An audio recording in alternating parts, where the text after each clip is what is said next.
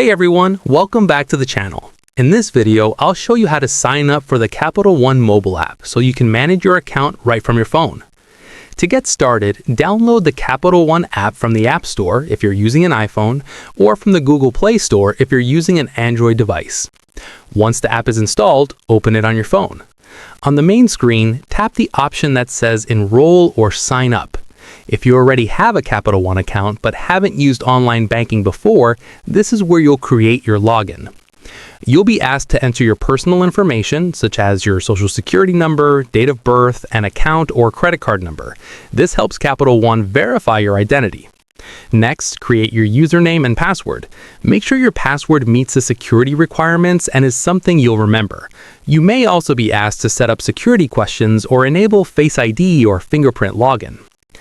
After completing enrollment, sign into the app using your new username and password. Once logged in, you'll be able to view your accounts, check balances, make payments, and manage your Capital One banking or credit card activity. That's it for this video.